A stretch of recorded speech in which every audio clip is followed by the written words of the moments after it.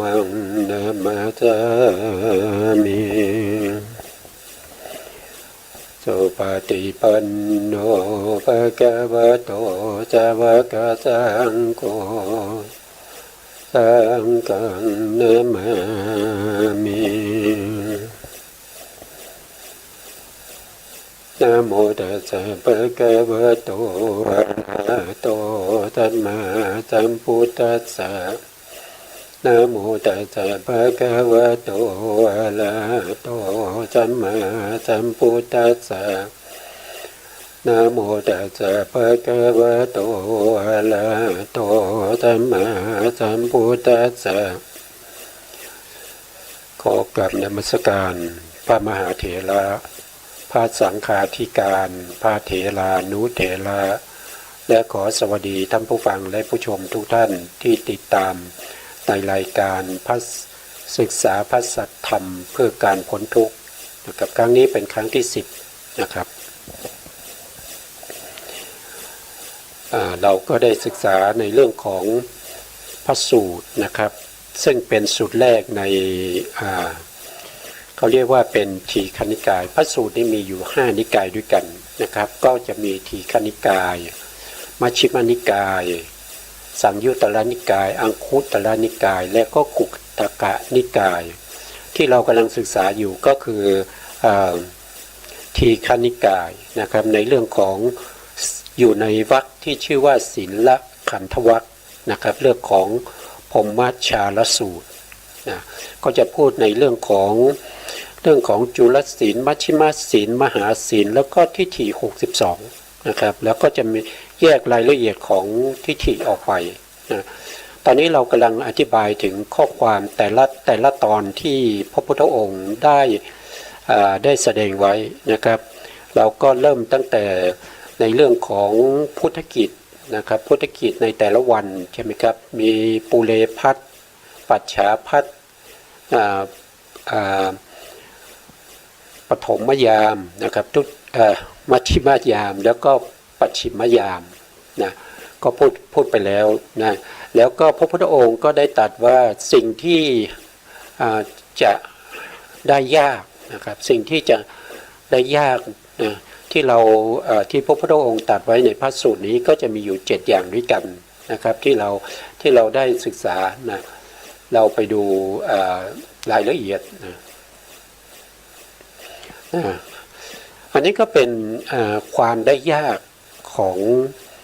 สัตว์โลกทั้งหลายนะครับทุลพัจจะมนุษย์สตังความเป็นมนุษย์หาได้ยากนะครับเพราะความเกิดเป็นมนุษย์นี่หาได้ยากผู้ที่ได้มา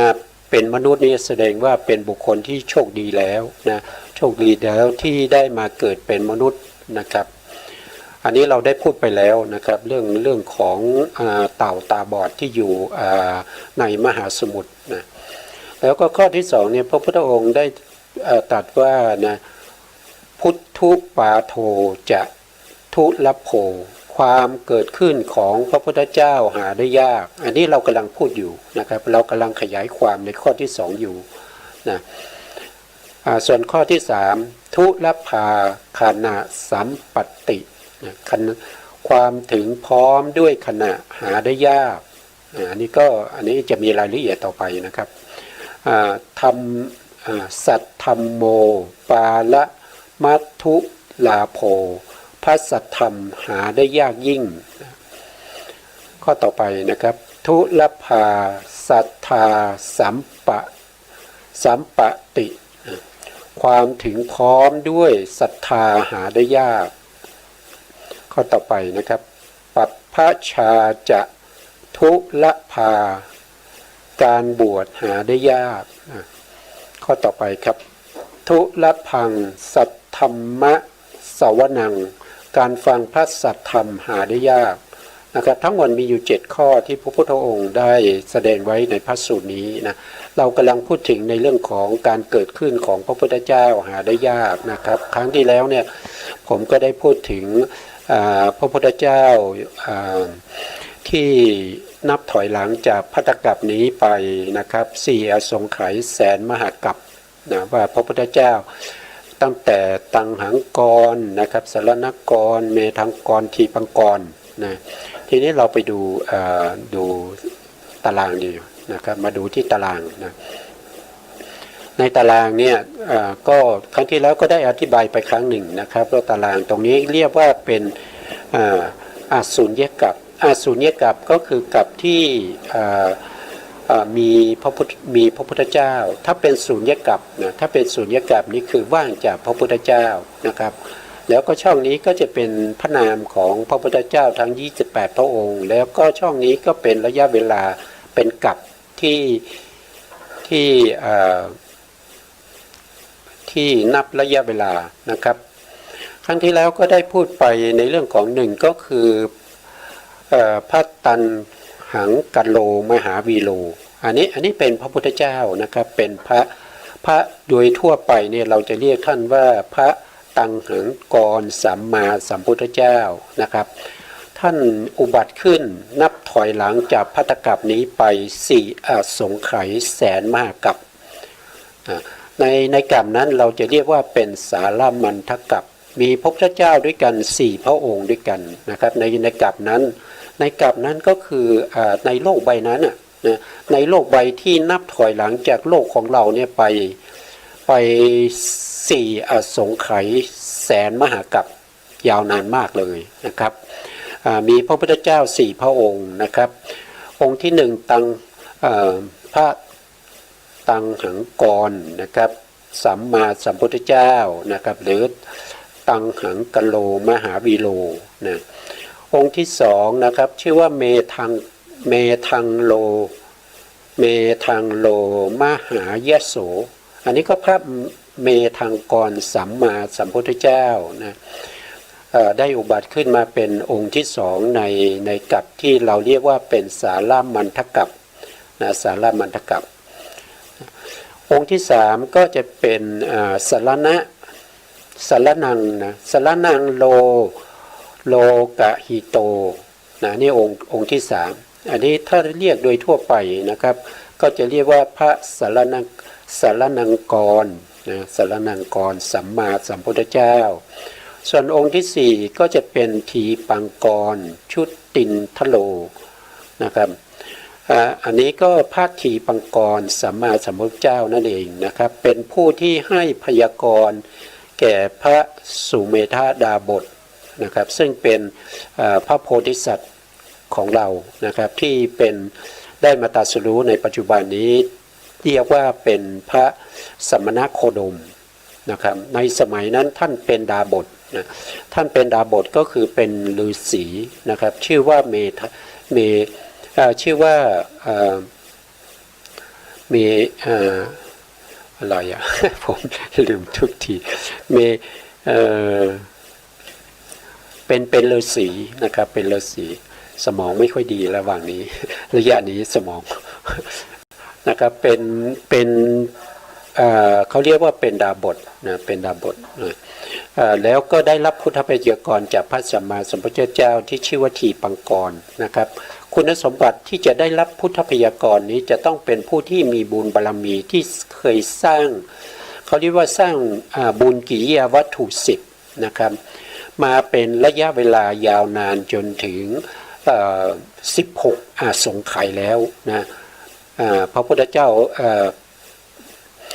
พระโพธิสัตว์ของเรานะครับสร้างบารมีที่เรียกว่าเป็นบุญกิริยาวัตถุ10นะครับตั้งแต่นึกไว้ในใจนะครับสร้างบุญกิริยาวัตถุ10ถึงเวลาถึง7อสงไขยแล้วก็เปล่งวาจานะครับเปล่งวาจา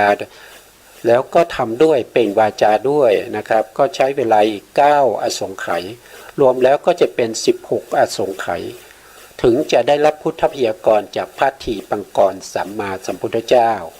นะครับว่าต่อไปในภายภาคหน้า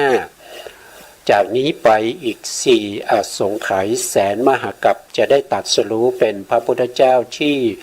ชื่อว่าโคตมะนะครับชื่อว่าโคตมะนะแล้วก็จะมีอัครสาวกชื่อนั้นชื่อนี้นะท่านก็ให้พยากรณ์นะครับให้ทั้งชื่อพุทธบิดานะครับแล้วก็พุทธมารดาทั้งหลายนะครับอันนี้ก็ได้รับ พุทธพยากรณ์ตอนนั้นนะจากนั้นนะครับจากโลกที่เราเรียกว่าเป็นสารมันทกัปเนี่ยเมื่อสารมันทกัปนี้ดับไปแล้วนะครับแล้วก็โลกก็เกิดขึ้นมาใหม่ไม่มีพระพุทธเจ้าแล้วก็โลกถูกทำลายไปอีกเกิดขึ้นมาใหม่ก็ไม่มีพระพุทธเจ้าใช้เวลาที่ว่างจากพระพุทธเจ้าถึง1 อาสงไขยกัป1 อาสงไขยตรงนี้นะหมายถึงมหากัปนะหมายถึงมหากัปนะครับไม่ใช่สังวัตตะอาสงไขยหรือว่าวิวัตตะอาสงไขยแต่เป็นอาสงไขยกัปนะเป็นกัปนะครับนะว่างไป1 อาสงไขยกัปก็คือโลกเกิดขึ้นมาแล้วก็ดับไปเนี่ยนับไม่ถ้วนนะนับไม่ถ้วนไม่สามารถนับได้นะไม่มีพระพุทธเจ้าเลยนะในยุคนั้นในสมัยนั้นไม่มีพระพุทธเจ้าเลยถ้าเราจะนับโดยตัวเลขก็คือเท่ากับเลข1 ตัวแล้วก็เติม0เข้าไปอีก140ตัวช่วงระยะเวลานี้ไม่มีพระพุทธเจ้ามาอุบัติในโลกเลยเห็นไหมความยากของพระพุทธเจ้านะครับความเกิดขึ้นของพระพุทธเจ้ายากนะครับไม่มีพระพุทธเจ้าเลยในช่วงนี้นะครับหลังจากที่สารมันทกัปดับไปว่างเว้นจากความมีพระพุทธเจ้าถึง1 อาสงไขยกัปนะกัปในที่นี้หมายถึงมหากัปนะครับแล้วต่อมานะครับผ่านพ้นไป1 อาสงไขยมหากัปแล้วก็จะมีโลกอีกใบหนึ่งเกิดขึ้นมาโลกนั้นเราจะเรียกว่าสารกัปนะสารกัปเนี่ยมีพระพุทธเจ้าอยู่แค่1 พระองค์เองนะพระพุทธเจ้า1 พระองค์ก็คือโกทัญโญนะครับชนะปาโมกโขนะครับหรือพระสัมมาสัมพุทธเจ้าโกทัญญะนั่นเองนะครับเกิดขึ้นมาในโลกใบที่ชื่อว่าสารมันทกัปมีพระพุทธเจ้าเพียงพระองค์เดียวนะครับโลกที่เกิดขึ้นมานะครับทั้งนับโดยรอบของมนุษย์เราแล้วโดยรอบอายุกัปของมนุษย์เรามีพระพุทธเจ้าอยู่แค่องค์เดียวแล้วโลกใบนั้นก็ดับไปอีกนะครับถูกทำลายจนหมดไปนะครับแล้วหลังจากนั้นก็ไม่มีพระพุทธเจ้ามาอุบัติอีกนะครับไม่มีเลยนะครับใช้เวลาผ่านไปอีก1 อาสงไขยกัปนะครับยาวนานมากเลยนะครับไม่มีพระพุทธเจ้านะครับจะมามีพระพุทธเจ้าอีกทีก็ในกัปที่ชื่อว่าสารมันทกัปนะสารมันทกัปก็หมายถึงมีพระพุทธเจ้า4 พระองค์โลกใบนี้มีพระพุทธเจ้า4 พระองค์องค์ที่1ก็จะชื่อว่ามังคโลปูริสาสโพนะครับหรือเราเรียกกันว่าพระมังคละสัมมาสัมพุทธเจ้านะหรือว่าพระมงคลสัมมาสัมพุทธเจ้านะครับเกิดนับถอยหลังจากตรงนี้ไป2 อาสงไขยแสนมหากัปนะยาวนานนะนะแล้วหลังจากนั้นก็มีพระพุทธเจ้าองค์ที่2นะครับสุมโนทีโลนะอันนี้ก็เป็นพระพุทธเจ้าหรือเราเรียกว่าเป็นสุมโนสัมมาสัมพุทธเจ้านะพระสุมโนสัมมาสัมพุทธเจ้านะครับเมื่อผ่านไปองค์ที่2นะองค์ที่3ก็อุบัติขึ้นนะครับก็ชื่อว่าเลวโตละติวุตตโน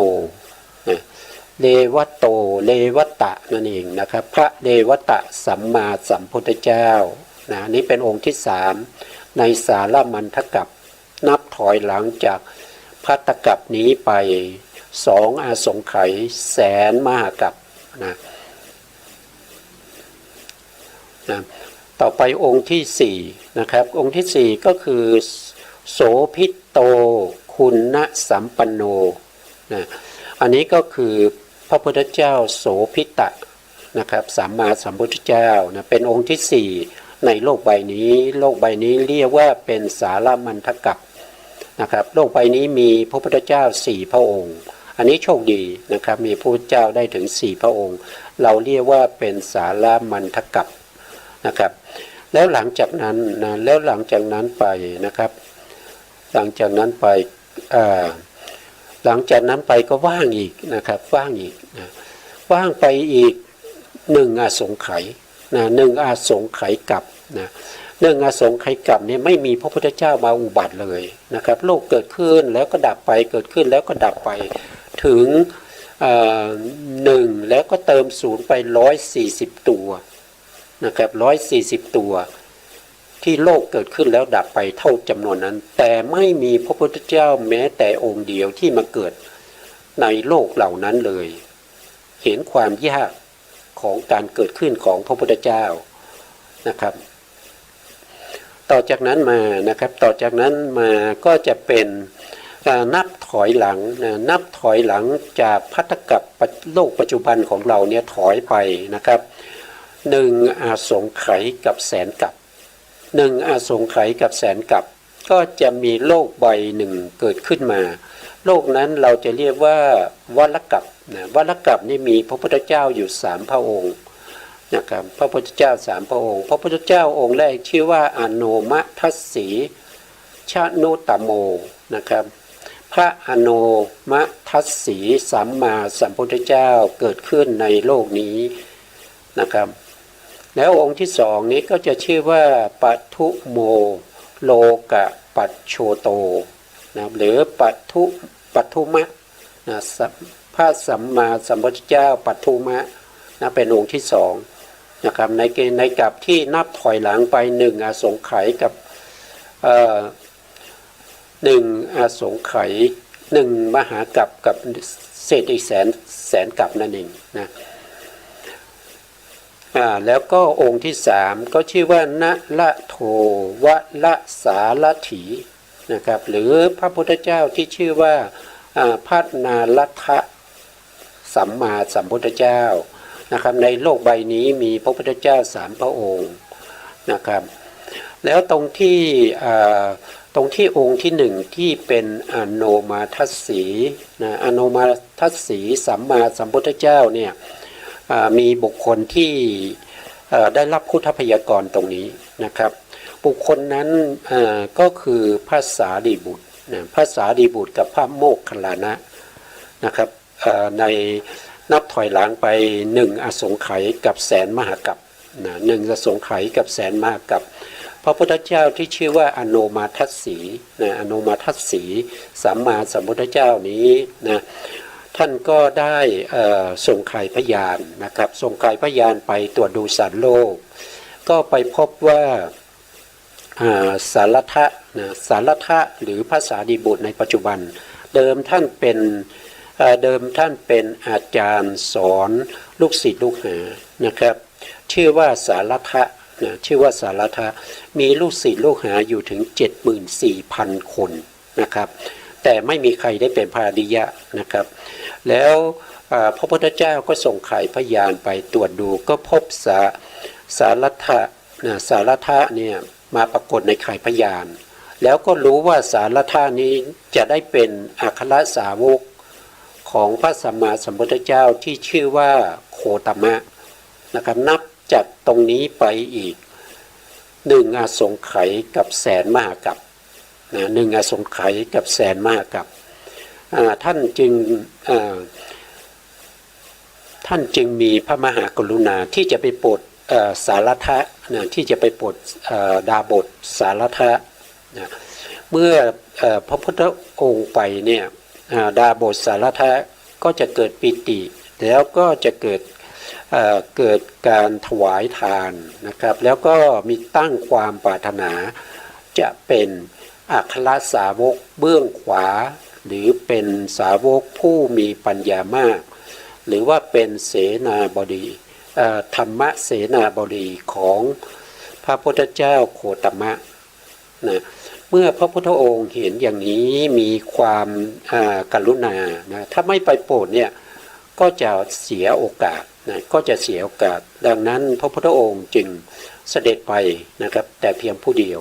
นะเหาะไปทางอากาศนะท่านเสด็จไปทางอากาศแล้วก็ไปลงที่สำนักของสารทะนะดาบทนะเมื่อสารทะดาบทเห็นพระอโนมาทัสสีท่านก็ตรวจดูนะครับแล้วก็เข้าใจได้ทันทีว่าบุคคลที่มานี้ต้องเป็นพระพุทธเจ้าแน่นอนนะครับต้องเป็นพระพุทธเจ้าแน่นอน ดังนั้นจึงเข้าไปให้การต้อนรับนะครับให้การต้อนรับนะครับอุปถากนะแล้วก็ลูกศิษย์ลูกหาที่ไปหาผลไม้นะหาผลไม้หาอะไรกลับมานะครับก็มาเห็นว่าสารทะอาจารย์ของเราเนี่ยนั่งอยู่ในอาสนะที่ต่ำกว่านะต่ำกว่าพระอโนมาทัสสี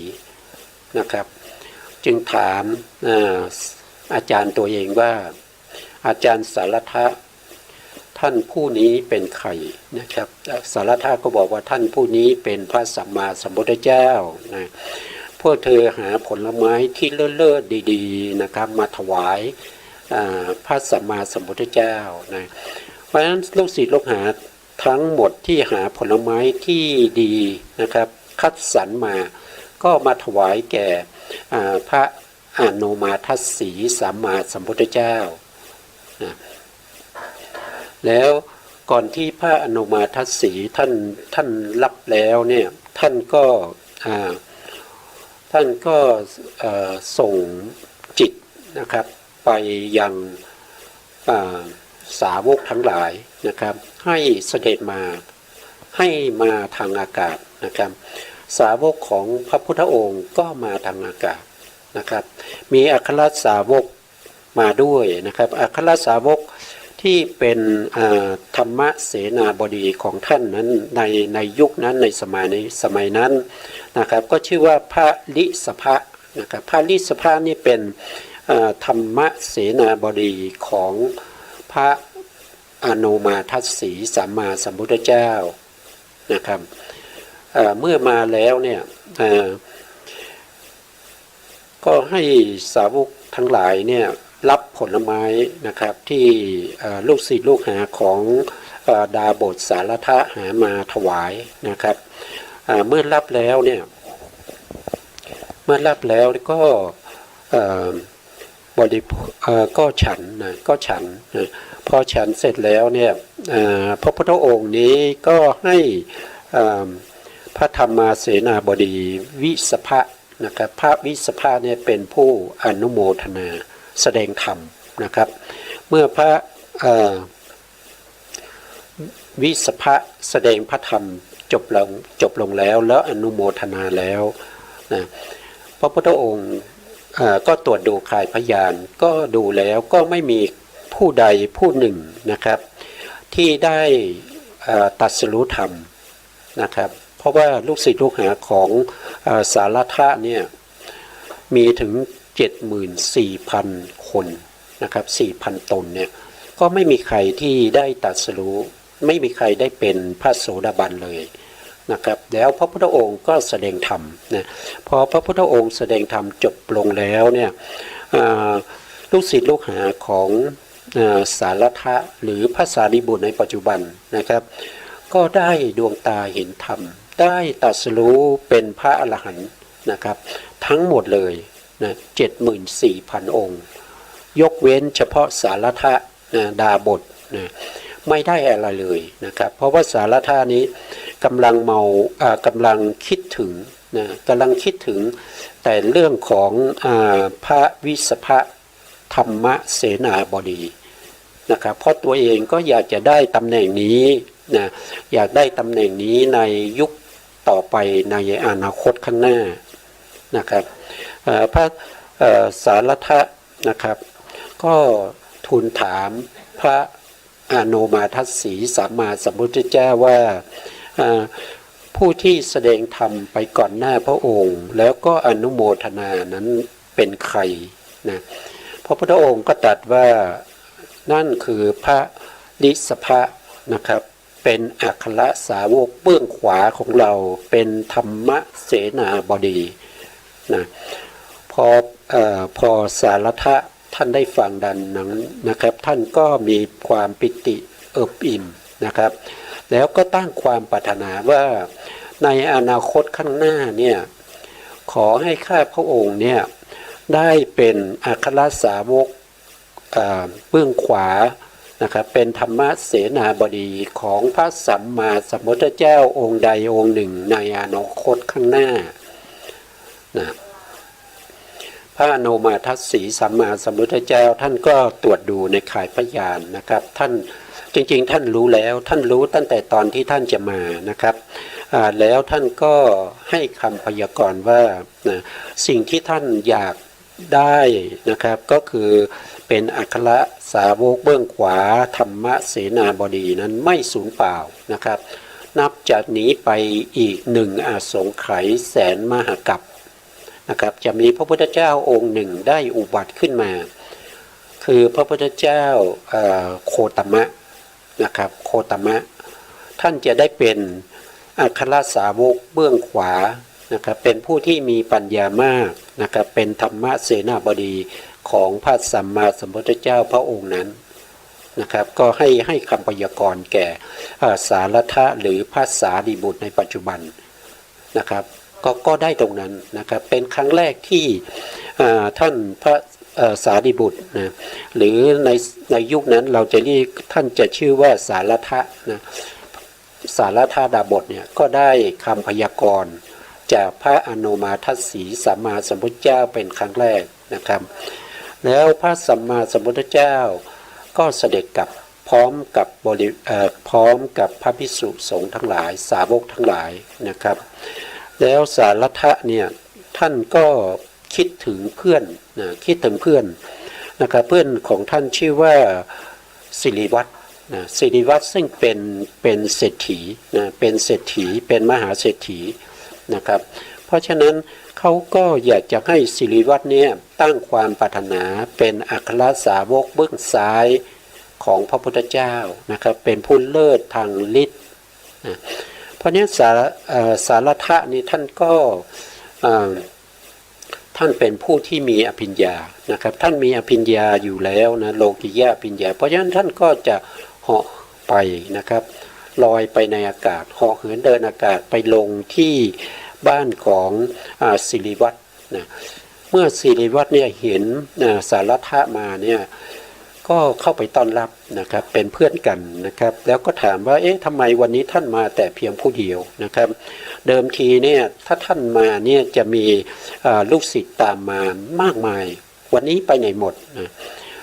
สารัทธะก็บอกว่าลูกศิษย์ลูกหาของเรานั้นได้ตรัสรู้เป็นพระอรหันต์ไปแล้วติดตามพระอนุมาทัสสีสัมมาสัมพุทธเจ้าไปหมดแล้วนะแต่เรายังไม่ได้ตรัสรู้เรายังไม่ได้ดวงตาเห็นธรรมเพราะเราปรารถนาจะเป็นอัครสาวกเบื้องขวาของพระสัมมาสัมพุทธเจ้าองค์ใดองค์หนึ่งในอนาคตเราก็ได้รับพุทธพยากรณ์จากพระอนุมาทัสสีแล้วว่าเราจะได้เป็นอัครสาวกของพระสัมมาสัมพุทธเจ้าโคตมะนะครับเพราะฉะนั้นเราจึงมาชวนเพื่อนนะครับให้เพื่อนเนี่ยตั้งความปรารถนาเป็นอัครสาวกเบื้องซ้ายผู้มีฤทธิ์มากนะเมื่อสิริวัฒน์ได้ฟังสารัทธดาบทกล่าวอย่างนั้นนะครับเขาก็มีความเอิบอิ่มนะครับตื้นตันใจนะครับแล้วก็ถามสารัทธดาบทว่าแล้วจะทำยังไงล่ะถึงจะได้รับพุทธพยากรณ์นะครับสารัทธะก็บอกว่านะครับให้เตรียมโภชนาหารนะครับไว้ถวายพระพุทธเจ้าอนุมาทัสสีพร้อมด้วยพระสาวกนะครับสิริวัฒน์ก็บอกว่าเราไม่คุ้นเคยเราไม่รู้จักพระสัมมาสัมพุทธเจ้านะครับสารัทธะก็บอกว่าไม่เป็นไรนะเพราะว่าให้เพื่อนของเราเนี่ยเตรียมอาหารนะครับเตรียมอาหารบิณฑบาตไว้ให้พร้อมกันแล้วกันนะครับเราจะเป็นผู้ที่ไปนิมนต์นะเป็นผู้ที่จะไปอาราธนาพระพุทธเจ้ามาเองนะครับดังนั้นสิริวัฒน์จึงมีการเตรียมนะครับเรียกบริวารตัวเองมาแล้วก็ให้เตรียมอาหารนะครับเตรียมอาหารเตรียมน้ำเตรียมอะไรทั้งหลายนะครับให้พร้อมนะเมื่อพร้อมแล้วก็บอกแก่พระสารัทธะนะสารัทธดาบทก็ไปกราบทูลพระสัมมาสัมพุทธเจ้านะครับนิมนต์ท่านมานะครับ เมื่อท่านมาถึงสิริวัฒน์ก็ทำการปฏิบัตินะครับดูแลนะครับในเรื่องของอาหารต่างๆนะครับอุปถัมภ์พระ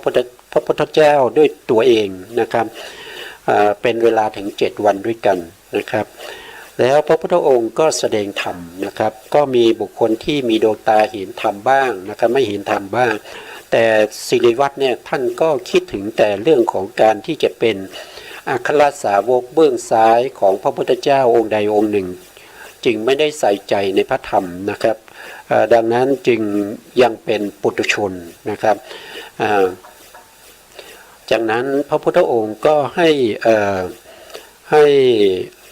อโนมะเถระนะครับเป็นผู้อนุโมทนาอนุโมทนาเมื่ออโนมะ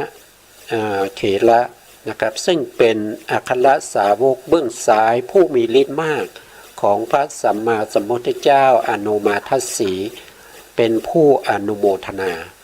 นะครับเป็นผู้อนุโมทนาเมื่อสิริวัฒน์ได้เห็นดังนั้นก็เกิดปิติมากขึ้นนะครับมีความเอิบปิ่นใจมากขึ้นนะครับก็ทูลกับพระพุทธองค์ว่านะครับต่อไปในอนาคตข้างหน้าเนี่ยหม่อมฉันเนี่ย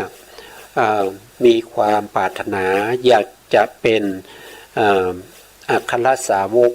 เบื้องซ้ายนะครับผู้มีฤทธิ์มากของพระสัมมาสัมพุทธเจ้าองค์ใดองค์หนึ่งในอนาคตข้างหน้านะครับพระพุทธเจ้าอนุมาทัสสีท่านก็ตรวจสอบพยานนะครับแล้วก็เห็นแล้วท่านก็ให้คำพยากรณ์ว่านับจากนี้ไปนะครับเป็นเวลาถึง1 อสงไขยแสนมหากัปนะครับก็จะมีพระพุทธเจ้าองค์หนึ่งที่ชื่อว่าโคตมะนะครับท่านจะได้เป็นอัครสาวกเบื้องซ้ายแล้วก็เป็นผู้ที่มีฤทธิ์มากนะครับของพระสัมมาสัมพุทธเจ้าโคตมะพระองค์นั้นนะครับอันนี้ก็เป็นที่มาของพระสารีบุตรแล้วก็พระโมคคัลลานะนะครับท่านได้รับพุทธพยากรณ์มาตั้งแต่สมัยพระพุทธเจ้าอนุมาทัสสีสัมมาสัมพุทธเจ้านะครับเป็นระยะเวลายาวนานถึง1 อสงไขยกับแสนมหากัปนะครับถ้าเราดูตรงนี้เนี่ยเราก็จะเห็นว่าพระพุทธเจ้าไม่ว่าจะเป็นพระองค์ไหนนะครับเป็นผู้ที่มีพระมหากรุณาธิคุณนะครับต่อสรรพสัตว์ทั้งหลายเมื่อท่านตรวจสอบข่ายพยานของสัตว์โลกแล้ว เมื่อตรวจสอบข่ายพยานของสัตว์โลกทั้งหลายแล้วนะครับ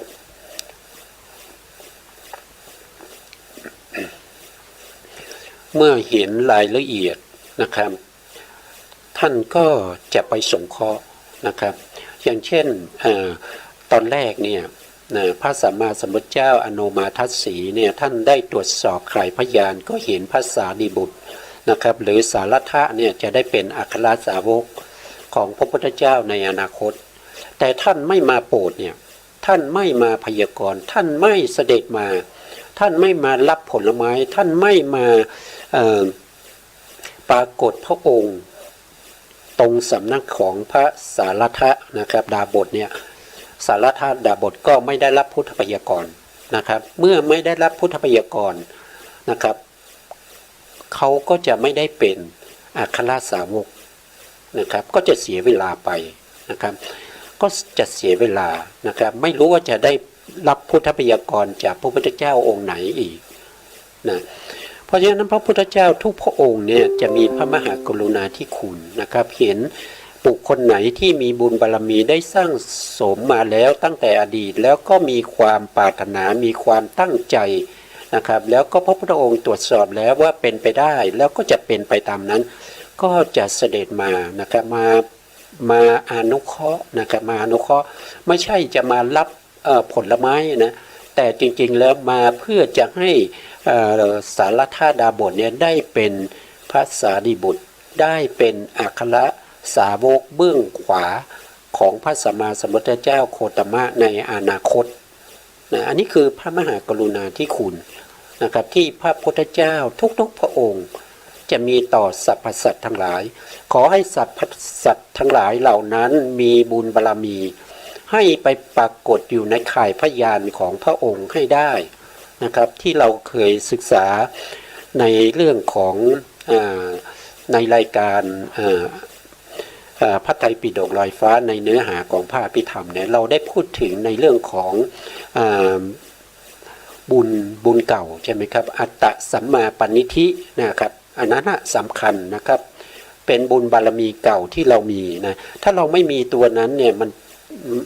แม้แต่พระพุทธเจ้าก็ส่งข่ายพยานไปแล้วก็ไม่เจอไม่มีใครมาปรากฏในข่ายพยานก็จะเสียโอกาสนะครับสำหรับบุคคลที่ตั้งความปรารถนาแล้วแต่ว่าไม่ได้ทำอะไรเลยนะครับถ้าพูดถึงตรงนี้เนี่ยผมมีเรื่องหนึ่งที่จะพูดให้ฟังนะครับในสมัยนับจากสมัยนี้ไปเป็นระยะเวลายาวนานนะครับจำไม่ได้ว่าเป็นช่วงไหนนะเป็นระยะเวลายาวนานมีพ่อค้าอยู่สองคนนะครับพ่อค้าคนหนึ่งก็คือเป็น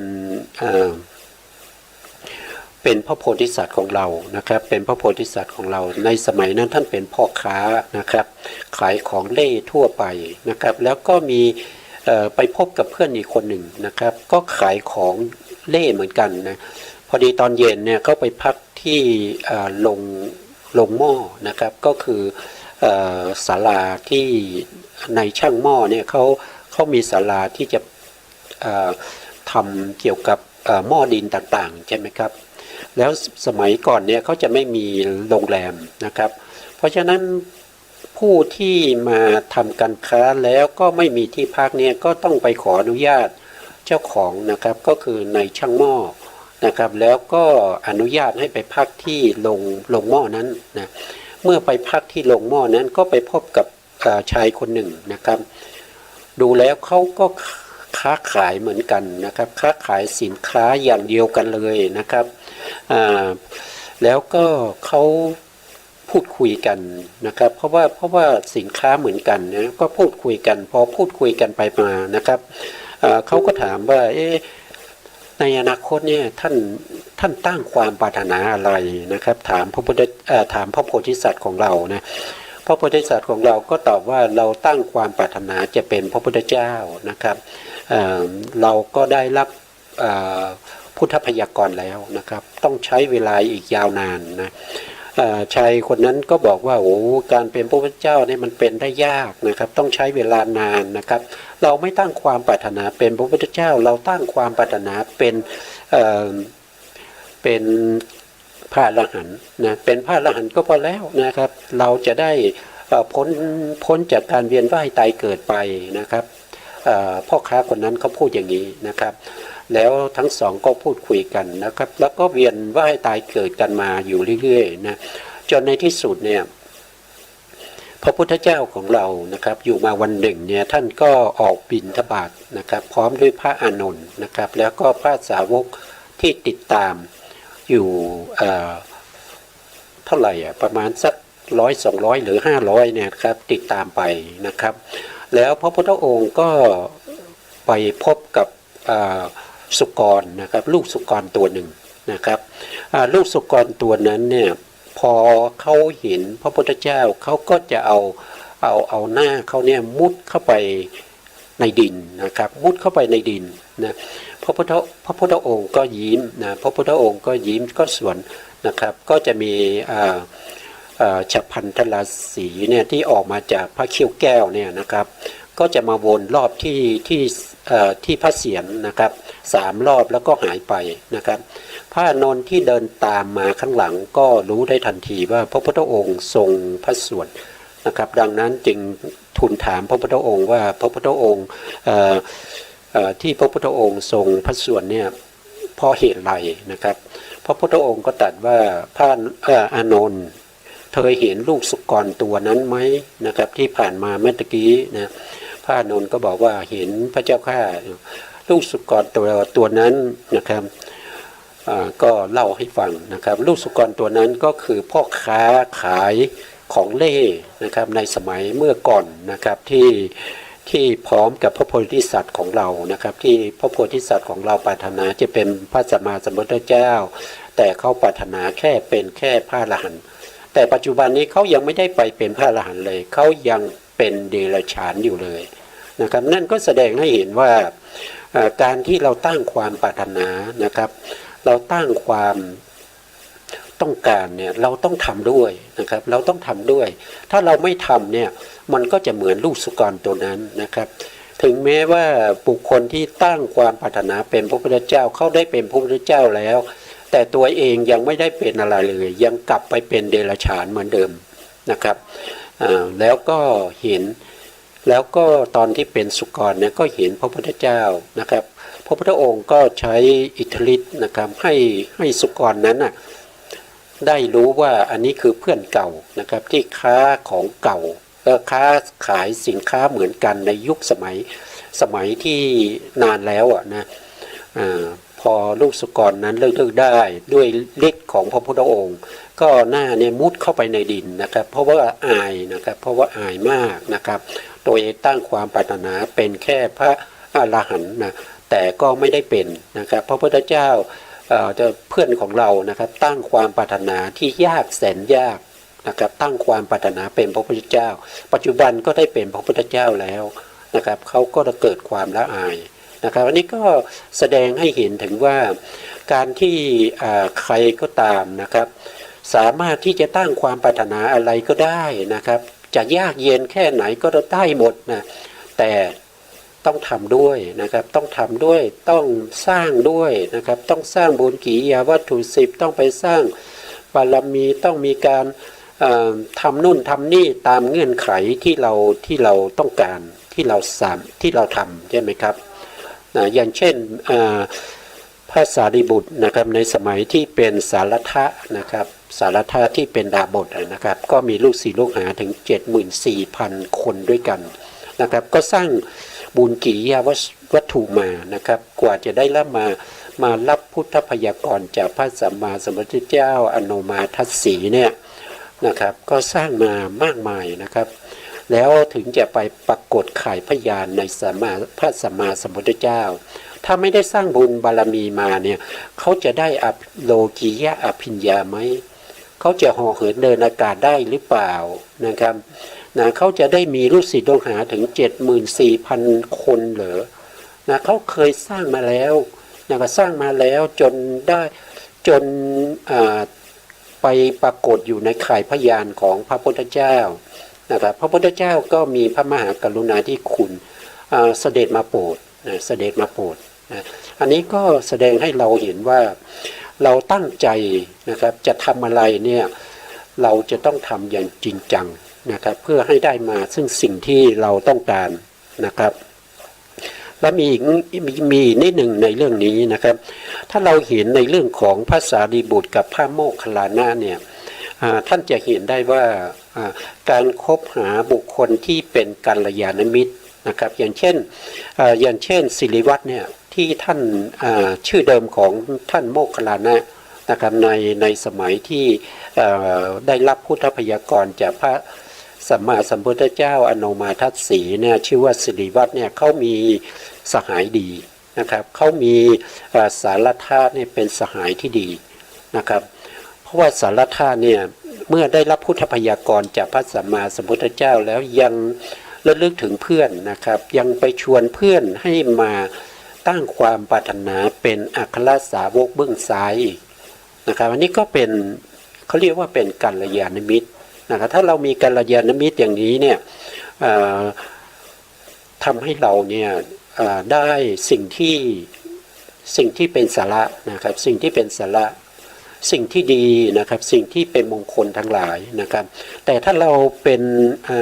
มีมิตรที่เป็นเขาเรียกว่าอะไรเป็นปาปมิตรก็แล้วกันนะเป็นปาปมิตร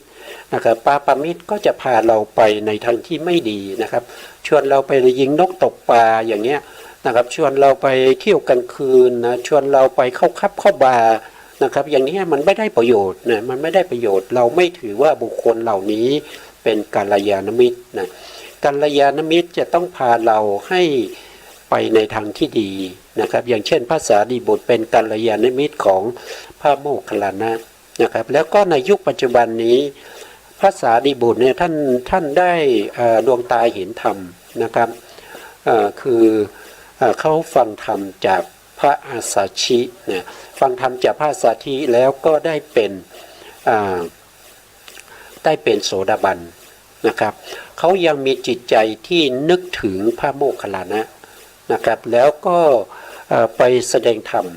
ให้ท่านโมคคัลลานะฟังนะครับที่ตัวเองฟังมานะครับแล้วก็รับไปแสดงให้พระโมคคัลลานะฟังพระโมคคัลลานะเมื่อฟังแล้วก็ได้ดวงตาเห็นธรรมก็ได้เป็นโสดาบันเหมือนกันนะครับแล้วก็ชวนกันมานะครับเข้าเฝ้าพระพุทธองค์แล้วก็ขอบวชนะแล้วก็ได้ตรัสรู้เป็นพระอรหันต์แล้วก็ได้ตำแหน่งนะครับได้ตำแหน่งที่เป็นเอกทัคคะสำหรับพระสารีบุตรก็เป็นอัครสาวกผู้เลิศกว่าภิกษุทั้งหลายในเรื่องของปัญญาเป็นธรรมเสนาบดีนะของพระสัมมาสัมพุทธเจ้านะครับแล้วก็พระโมคคัลลานะก็ได้เป็นอัคร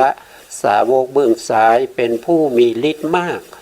กว่าสาวกทั้งหลายของพระสัมมาสัมพุทธเจ้านะครับอันนี้ก็ให้พวกเราได้เข้าใจว่าการคบเพื่อนนะครับการคบคนเนี่ยก็ต้องพิจารณาให้ดีนะครับคนที่เราคบเนี่ยถ้าเป็นคนที่ไม่ดีเราก็จะเสียนะครับเราก็จะเสียเราก็ไม่ได้สิ่งที่เราต้องการเราจะไปได้สิ่งที่เราไม่ต้องการนะแต่ถ้าเราคบเพื่อนดีเนี่ยเพื่อนดีก็จะพาเราไปในทางที่ดีนะครับไปในทางที่สมควรนะครับอันนี้ก็เรียนท่านผู้ฟังและผู้ชมให้เข้าใจนะครับว่าพระสารีบุตรกับพระโมคคัลลานะเนี่ยท่านเป็นมิตรสหายกันมาตั้งแต่สมัยพระพุทธเจ้าที่ชื่อว่าอโนมาทัสสีนะครับสัมมาสัมพุทธเจ้านับถอยหลังจากภัตตกัปนี้ไปเป็นระยะเวลา1อาสงไขยแสนมหากัปนะครับอันนี้นะก็คืออยู่ในภัตตกัปอยู่ในกัปนี้นะครับกัปนี้เรียกว่าวรกัปนะครับแล้วหลังจากนั้นนะครับหลังจากโลกใบนี้นะครับวรกัปนี้นะครับถูกทำลายไปจนหมดสิ้นแล้วนะครับหมดสิ้นแล้วไม่มีอะไรเหลือแล้วนะครับโลกก็จะสร้างขึ้นมาใหม่นะครับเมื่อสร้างขึ้นมาใหม่ก็จะ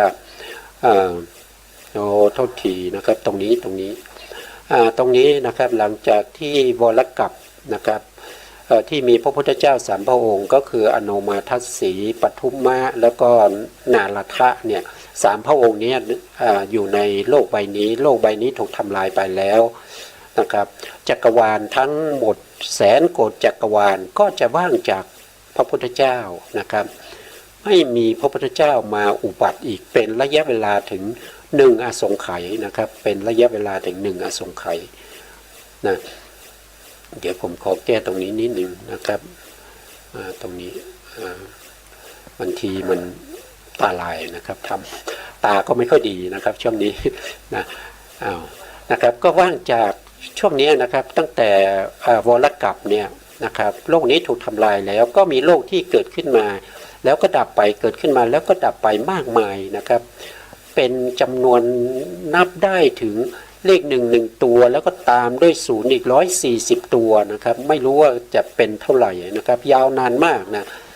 โลกเหล่านั้นไม่มีพระพุทธเจ้าเลยผ่านไปเป็น1อสงไขยกัปนะครับเนี่ยก็เป็นอสงไขยกัปที่4นะครับถ้าเรานับตั้งแต่พระพุทธเจ้าทีปังกรมานะครับก็เป็นอสงไขยที่4แล้วนะพระพุทธเจ้าของเราก็บำเพ็ญบารมีมาได้4อสงไขยแล้วนะครับตั้งแต่หลังจากได้รับพุทธพยากรที่โทษทีนะครับตั้งแต่ได้รับพุทธพยากรได้รับพุทธพยากรจากพระทีปังกรสัมมาสัมพุทธเจ้าพระองค์นี้นะครับแล้วก็สร้างบารมีมาเรื่อยๆนะครับสร้างบารมีมาตรงที่โลกว่างจากพระพุทธเจ้าตรงนี้เป็นระยะเวลาถึง1อสงไขยตรงนี้ก็สร้างบารมีนะครับถึงไม่มีพระพุทธเจ้าไม่ได้พบพระพุทธเจ้าแม้แต่องค์เดียวนะครับก็สร้างบารมีมาเรื่อยๆนะครับในการสร้างบารมีนี่ยาวนานมากนะครับเนี่ยโลกที่ได้เกิดขึ้นแล้วก็ดับไปเนี่ย1อสงไขยกัปนี่ก็สร้างบารมีนะเพราะว่าได้รับพุทธพยากรแล้วนะครับ ต่อจากนั้นมาก็พบพระพุทธเจ้าอีกพระองค์หนึ่งนะครับพระองค์นี้ชื่อว่าโกทัญโญนะครับโกทัญโญสัมมาสัมพุทธเจ้านะครับก็ได้รับพุทธพยากรณ์จากพระโกทัญโญนะครับพระพุทธเจ้าของสุเมธาดาบทนะผมจำชื่อได้แล้วนะแต่เมื่อตะกี้จำไม่ได้นะครับตอนที่พระทีปังกรนะครับชุตินทโลเนี่ยให้พยากรณ์ตอนนั้นเป็นสุเมธาดาบทนะเป็นสุเมธาดาบทเป็นพระฤาษีนะเป็นพระฤาษีนะครับแล้วก็ต่อจากนั้นมาก็สร้างบารมีมาเรื่อยๆนะครับแล้วก็ได้รับพุทธพยากรณ์ครั้งที่สองจากพระโกทัญโญสัมมาสัมพุทธเจ้านะครับแล้วก็สร้างบารมีมาอีกนะครับตรงนี้ก็ว่างจากพระพุทธเจ้าถึง1 อสงไขยนะตรงนี้นะครับหลังจากที่พระพุทธเจ้าโกทัญโญเนี่ยท่านเสด็จปรินิพพานไปแล้วแล้วก็โลกใบนั้นก็ถูกทำลายไปแล้วแล้วก็โลกก็เกิดขึ้นมาใหม่แล้วก็ว่างจากพระพุทธเจ้าเป็นระยะเวลายาวนานถึง1 อสงไขยกับตรงนี้ก็สร้างบารมีอีกยาวมากนะสร้างบารมีมาเรื่อยๆนะครับแล้วก็มาพบกับพระพุทธเจ้าอีก4 พระองค์นะครับก็ได้รับพุทธพยากรณ์จากพระสัมมาสัมพุทธเจ้ามังคละนะมังคละก็ให้พุทธพยากรณ์นะครับสุมาณะนะพระพุทธเจ้าสุมาณะก็ให้พยากรณ์พระพุทธเจ้าของเรานะครับแล้วก็เรวัตตะสัมมาสัมพุทธเจ้าก็ให้พยากรณ์นะครับแล้วก็โสภิตะก็ให้พยากรณ์นะครับแล้วก็สร้างบารมีมาอีกนะครับแล้วผ่านจากนั้นมานะครับโลกก็ว่างอีกนะว่างไปอีก1 อสงไขยนะครับ1 อสงไขยกับตรงเนี้ยยาวนานก็สร้างบารมีอยู่นะครับสร้างบารมีอยู่แล้วก็มาพบพระพุทธเจ้าที่ชื่ออนุมาทัสสีอันนี้ก็ให้พยากรณ์ทั้งพระพุทธเจ้าของเรานะครับที่เป็นพระโพธิสัตว์แล้วก็ให้พยากรณ์พระสารีบุตรแล้วก็พระโมคคัลลานะด้วยนะครับแล้วก็มาปัทุโมปทุมะเนี่ยนะครับเป็นพระพุทธเจ้าองค์ที่สองก็ให้พยากรณ์นะครับให้พยากรณ์มาเรื่อยๆนะครับนาลัทธะนี่ก็ให้พยากรณ์นะก็มาเรื่อยๆสร้างบารมีแล้วก็ให้พยากรณ์รับพยากรณ์มาเรื่อยๆว่าจะได้เป็นพระพุทธเจ้านะครับมาเรื่อยๆจนมาถึงตรงนี้ว่างอีกแล้วนะครับตรงนี้ว่างอีกแล้วว่างไปเท่าไหร่ก็ว่างไปอีก1 อสงไขยนะครับแต่ผู้ที่เวียนว่ายตายเกิดนะมันไม่ว่างนะครับมันก็ยังเวียนว่ายตายเกิดอยู่ในโลกต่างๆที่เกิดขึ้นแล้วก็ดับไปเกิดขึ้นแล้วก็ดับไปเมื่อเกิดในโลกพวกนี้ก็ต้องมีการสร้างบารมีติดต่อกันมาเรื่อยๆนะเพราะฉะนั้นการสร้างบารมีของพระพุทธเจ้าเนี่ยมันเป็นไปด้วยความยากลำบากหนึ่งใช่ไหมครับแล้วมันต้องทำติดต่อกันอีกหนึ่งนะแล้วก็มันจะต้องสร้างด้วยความยากลำบากต้องติดต่อกันนะครับไม่เว้นไม่เว้นนะแล้วก็เป็นระยะเวลาที่ยาวนานนะครับก็ต้องประกอบด้วย3อย่างนี้นะครับสร้างด้วยความยากลำบากนะครับสร้างต้องติดต่อกันแล้วก็ทำด้วยระยะเวลาที่ยาวนานนะอันนี้ฉะนั้นเราก็จะให้รู้ว่านะครับผู้ที่สร้างบารมีไม่ใช่ง่ายๆนะครับเพราะฉะนั้นพระพุทธเจ้าองค์หนึ่งที่จะเกิดขึ้นมาเนี่ยไม่ใช่อยู่ๆแล้วก็เกิดขึ้นมาเองนะครับไม่ใช่ว่าอยู่ๆแล้วก็โชคดีแล้วก็ได้เกิดได้ตรัสรู้เป็นพระพุทธเจ้าไม่ใช่อย่างนั้นนะไม่ใช่อย่างนั้นนะครับเขาต้องสร้างบารมีมาด้วยนะอย่างเช่นในสมัยพระพุทธเจ้าของเรานะครับบางท่านอาจจะเข้าใจผิดนะครับอย่างเช่นพระโกฏัญญะนะครับอัญญาโกฏัญญะเนี่ยท่านเป็นพระสาวกองค์แรกของพระสัมมาสัมพุทธเจ้านะครับบางท่านอาจจะว่าทำไมไม่แต่งตั้งพระโกฏัญญะให้เป็นอัครสาวกเบื้องขวานะครับเพราะเป็นผู้ที่ตรัสรู้เป็นพระสงฆ์องค์แรกนะครับก็ตอบได้ว่าพระอัญญาโกฏัญญะเขาไม่ได้สร้างบารมีมาทางนี้นะเขาสร้างบารมีมาเพื่อจะเป็นบุคคลที่ได้รับพุทธพยากรในเรื่องของลักตัญญูนะครับเป็นผู้รู้ลาติการนะครับ